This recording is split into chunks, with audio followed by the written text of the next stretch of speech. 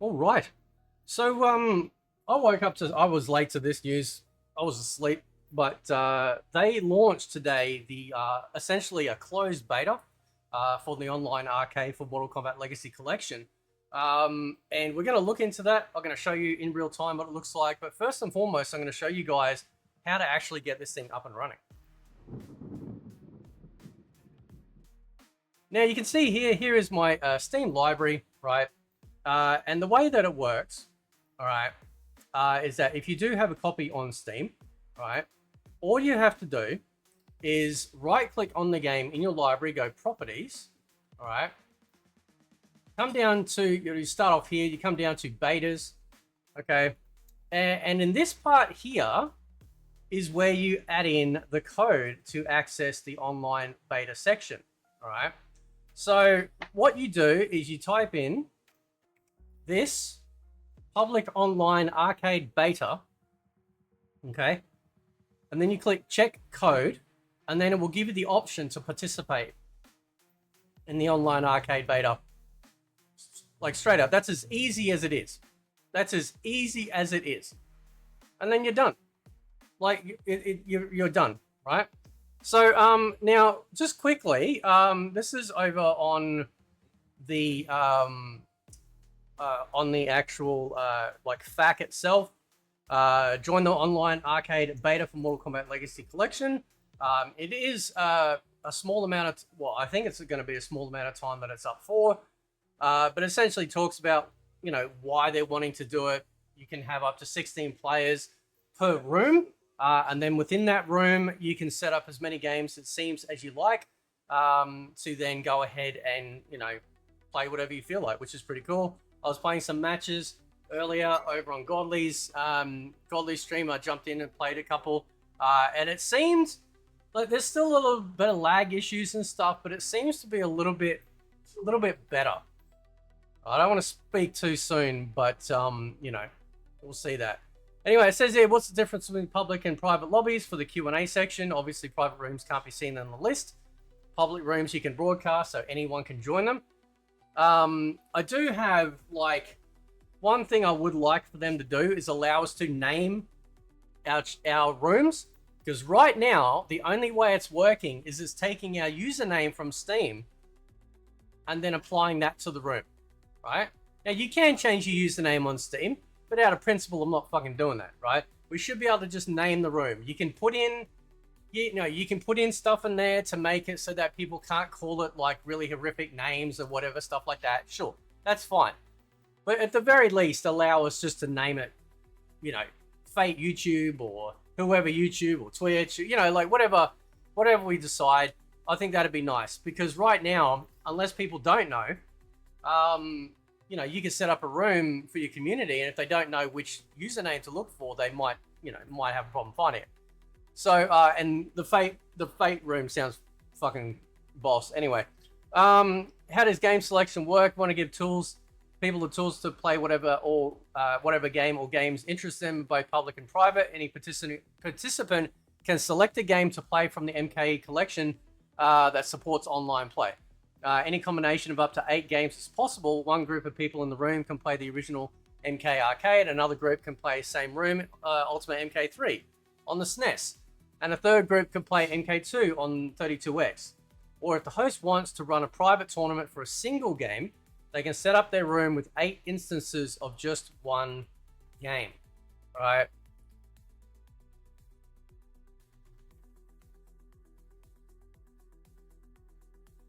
Yes, okay, yeah, you lock 2 people into each room as a bracket.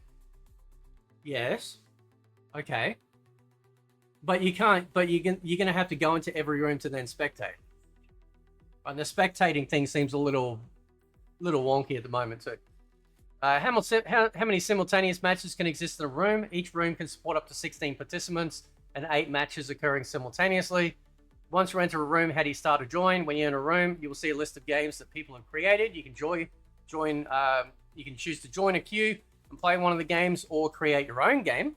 All right, so it allows you, it seems, judging from this, that you can create a game inside somebody else's room. We'll test it out in a minute if we can.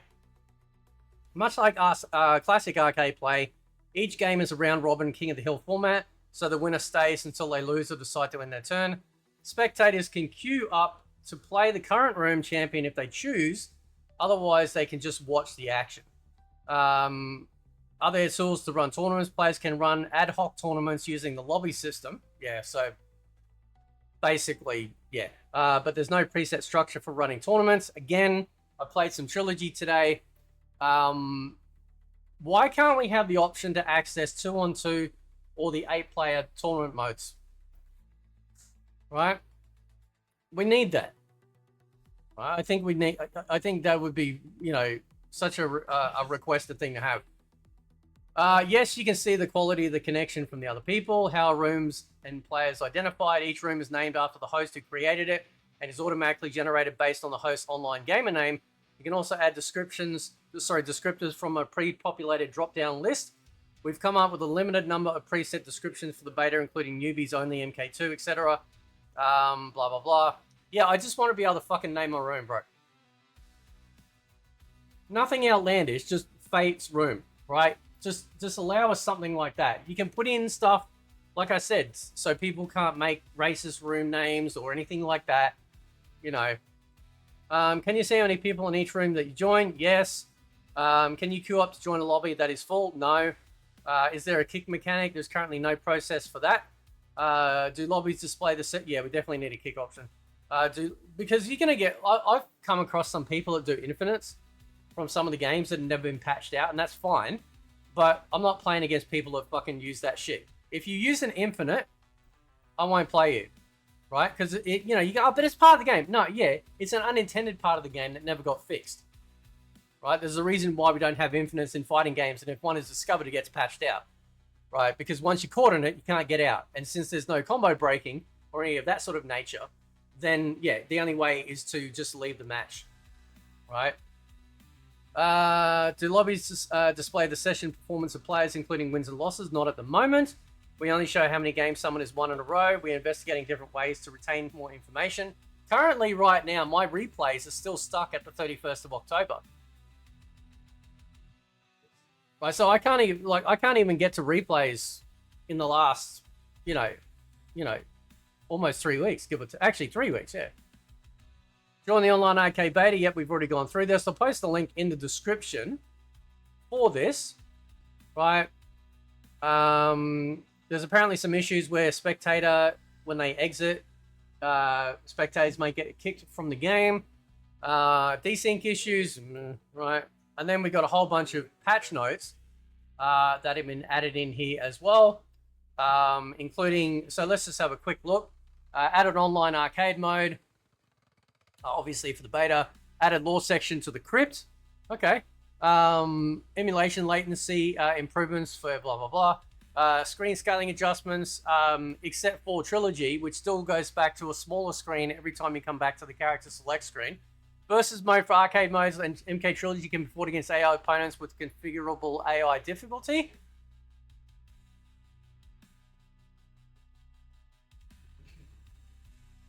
Okay. Training modes can now configure the difficulty of the AI. Added training mode to Ultimate MK3 WaveNet. Recordings in training modes now adjust when character switches sides.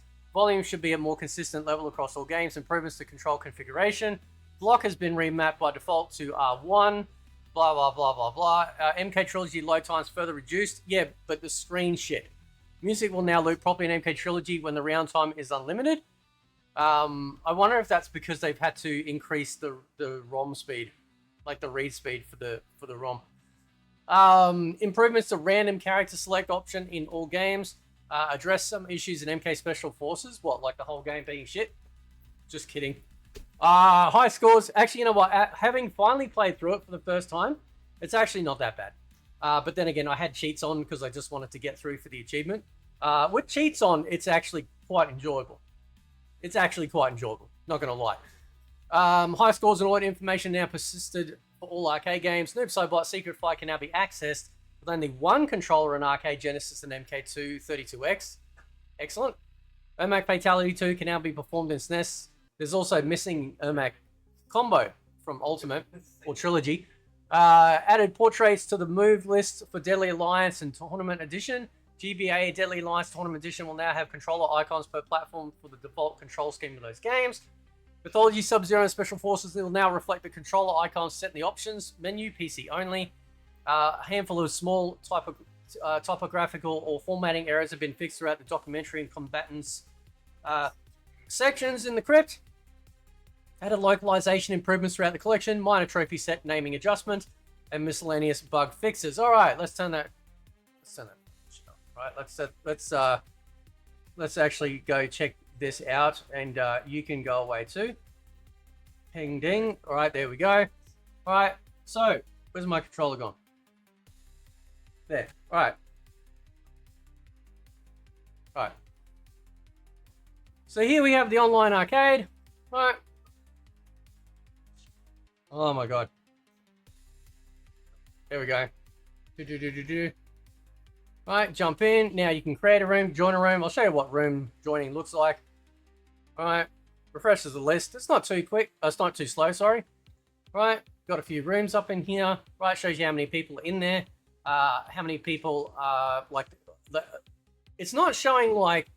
So the connection thing... I'm just curious. Let's try this anyway. We'll jump in here. We'll jump into their room, right? So, yes, you can create a game, right? So he's waiting for somebody to play MK2. I can go in, I can create a game, right? And then have that set up in their room as well, right? And this is, again, this is like, I mean, I don't mind that. I don't actually mind that. I kind of treat it like a net cafe. Anyone remember internet cafes where you go in, you just got multiple screens, you sit down at one or whatever, you start playing. Same with the arcade, same sort of thing, right? So you're just setting up the space for people to essentially play whatever they want, right? And then if you go into create a room, all right, this gives you some, again, like we can't change the name. So right now it's set to like my Steam username. It can show you the amount of people in the lobby. And you got your online options for input lag and then controls. Yeah, again, like I said, I just wish we had the option to, rename the room, because I'd love to call it like Fate's room and then go in with that, right? And then of course you can choose, you can spectate the match, or you can join the queue, right? Or you can jump back out again. So all of this is pretty seamless. Like this is all running pretty well. There's also one other thing too. Oh yeah, hang on, sorry, my bad. Go back. Right. So under room options, you can change it from public to private, right? Max amount of players that you want in there. Also the room description that you have here, right? You know, some people. I mean, look, setting it to that would be fine if you're running the tournaments, right? Sure, right? Arcade games only, console games only, all games welcome, original MK only, MK2, MK3, Ultimate, right? So essentially what it would be is that in your room, right, if you go MK Trilogy only, but someone comes in and sets up an MK1 machine, you should be able to kick them out. Right? Like, you should be able to kick them out. Oh, there's a tournament one there. Okay. Right. And then again, yeah. No, that'd be fine. Yeah, that'd be fine. It's all right. Mind your manners, fighting for fun. I like it. I like fighting for fun, right? So that way, when you create your room, you'll notice at the top, you'll have like a little sort of like title thing. And over the time, they'll add more and more stuff, for that. And then you just choose whichever of the games that you can play online, right? We'll go some MK2 Genesis. And then you can join the queue by pressing, at least for me, X. And then you can ready up whenever you're ready. So it automatically doesn't put you straight in, right? It automatically doesn't do that. Now, what I've found interesting, right, is that, and I could be wrong, like, let's see if we can replicate it, because I thought, like, when you join a room, right, so let's join a room that we know we got some people playing, right? Let's see. Unable to join a room at this time. Okay, all right. Let's try this one.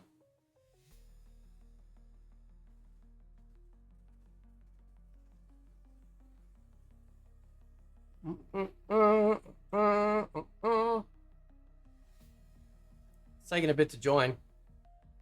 I like doing this stuff in real time, so then at least people get to see, you know.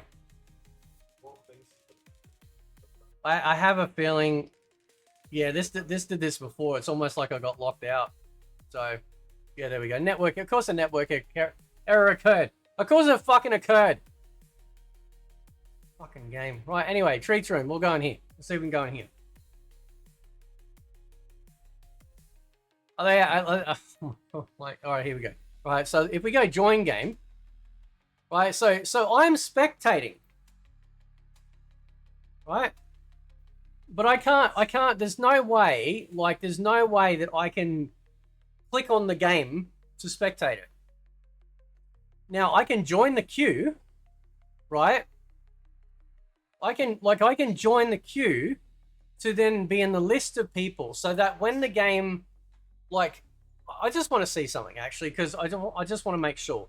If I join the queue, then fight, and then, like, obviously, if I get eliminated or don't, like, I'm still witnessing the matches that continue on, right? So I'm spectating right now. Okay, here we go. Good. Okay, so if you just want to sit here and spectate, good. It couldn't, for whatever weird reason, wasn't happening earlier. But at least this way we can. Now we can hide the playlist. You can open it up. You can then queue as well. So if you want to jump in and start fighting, right? You're like, oh yeah, I'm gonna just take a break, and then you go, no, I've had enough of a break after 3 seconds. I'm gonna jump back in, do that. Also, you'll notice here that we have the names at the top of the screen as well, right? Which is pretty cool. So yeah, so it's all very functional. Right, it's all very functional, which is great. You can have the on-screen move lists for whatever you want as well, which is pretty cool. Does that work for... Hang on, I just want to see something. Oh, that must only be for your character. Okay, cool. All right, fair enough. So, yeah, so that's... It's functional. It's working good. It seems like the connections seem to be a little bit better. You know, there's still been a little bit of laggy stuff, but I was playing some people in the US, and it seemed better, which is what I've been saying for a while now, that maybe this stuff was placeholder, you know, for what's really coming, which is this. And obviously this will then get fine-tuned, you know, and refined further. But anyway, I'll leave it there. Let me know what you think, guys, of this. Catch you next time.